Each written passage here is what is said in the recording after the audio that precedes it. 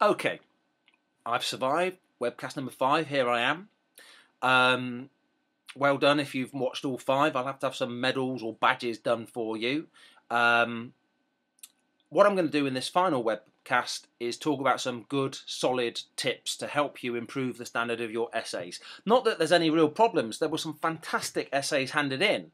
I just think that those of you that did well could do really well. Those that did really well could do fantastic. And those that failed tended to fail by just not scraping over the bar because they didn't seem to understand what we were looking for in an essay. So, let me give you some honest tips and some good advice. The first one is keep it simple. Keep it explicit in terms of what you're trying to do and why. As I've said before, too many students try and take on too much in terms of they try and write what might be a PhD in a short essay, or they just provide a history of the world on a topic that has too much breadth and not enough depth. Also, a lot of students, I always find this quite strange, is if their word count limit is 3,500 words, they will hand in 3,500 words. And I've even had students come to me and say, I'm 4 words short. Should I try and add in 4 more somewhere? And the answer is no. If a limit is 3,500 words, 3,000 words is fine. The shorter, more concise, focused essays are often much better than the longer essays. Maybe the best way for me to say this is, never feel you have to pad out your essay with extra material if you really don't think that material is relevant, because particularly at the postgraduate level, that is not going to help you at all. Clear, concise, a clear hook set out, a clear structure where each section quite clearly relates back to your key hook. That's really the way to get a good, strong mark. The next tip is about the use of referencing.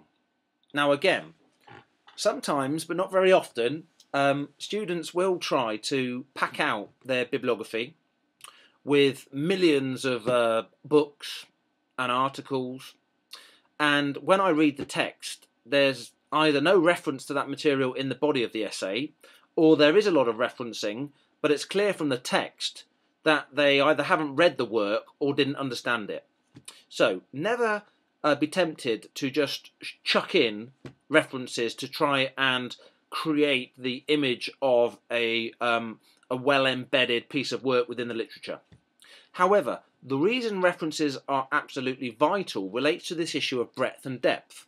That good referencing allows you to carve down through a very broad area of research very clearly.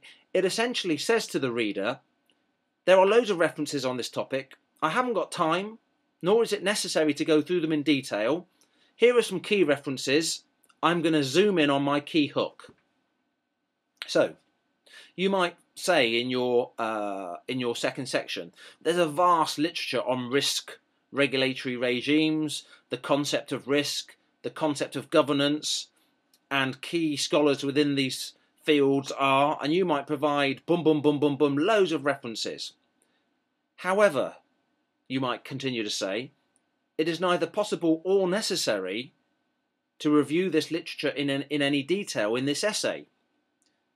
The focus of this essay is very clearly on one specific element of this broader debate. However, I mean, if you read something and it clearly relates to the topic that you're talking about, please do provide more references to that material. The more references, to some extent, without being silly, the better. That's without references for references' sake. And one of the most common bits of, I must apologise for my handwriting, but one of the most common things I write in the margins is where are the references or evidence. People will say something and I might know it's true and I might know where there are people working on this topic, but when you write that down or you make specific statements, you need to provide a reference to substantiate your point. So often my marks in an essay will be where's the reference? Where's the reference? Evidence, evidence. When people say, scholars are increasingly focusing on, and then at the end there's no reference. Which scholars? Who is talking about this? References are absolutely key.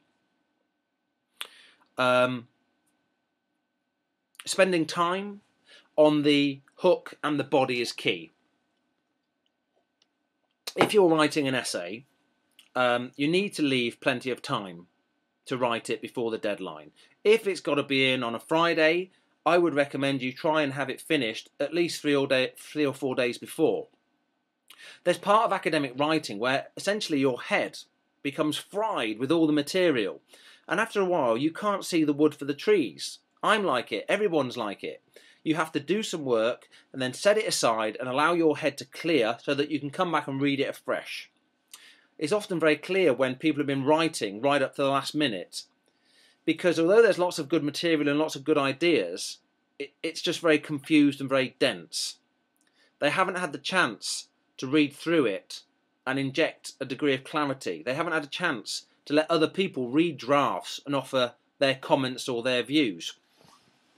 So a really good tip is to sort of form informal groups where you all agree to read each other's draft essays. Because what might appear clear to you, because you understand what you're trying to write, may not be clear at all to other people. Also, if English isn't your first language, getting somebody to read through your work and just check read, proofread, and correct some of your English errors can be really, really helpful. There isn't a limit on the number of distinctions that any member of staff can give out. So don't be worried that if you give your work to somebody else, they might read it and learn to do their referencing correctly and get a higher mark, and therefore you won't be able to get a higher mark. It's not a zero-sum game. The ideal is that everybody gets a higher mark, not that one person benefits at the cost of another. So there's nothing to fear from letting people read your essays. If you've got a high mark, let somebody read it so they can get an idea of how they can improve theirs. If somebody wrote something on a topic you'll want to do your second essay on, borrow it off them, have a read through. If you've got a friend who you're both doing your essays, agree to swap a couple of days before and read through and offer your comments, your feedback on that piece of work. Another issue I'll come to briefly again is the issue of reading and breadth of reading. I'm afraid at a very simple level, good writing takes time. It takes time because you need to do a lot of reading to inform your writing. You need to do not just reading, but the reflective and the thinking about, what do I feel about that? Do I actually think they're correct? If I don't, why not? What is it that I feel uncomfortable about? Is anybody else writing from a different position which I do feel more comfortable with? How does that relate to my own personal experience of X, Y, or Z? So it's not just about doing the reading, but it's then having the chance to reflect and in a sense regurgitate the reading that you've done and think it through, process it. Then there's the writing process of getting your ideas down on paper. Version 1, the plan. Version 2, starting to fill out some of the sections. Section 3, the completion of a first full draft. Section 4, going through and polishing it, and particularly polishing the conclusion. Phase 5, adding the bibliography and getting that all polished. Maybe stage 6, asking someone to read it and give you their thoughts on it. So, you know, you will, unfortunately, but that's what you're here for. You'll have been grappling with this topic for a long time in a written form before you even submit it as an essay.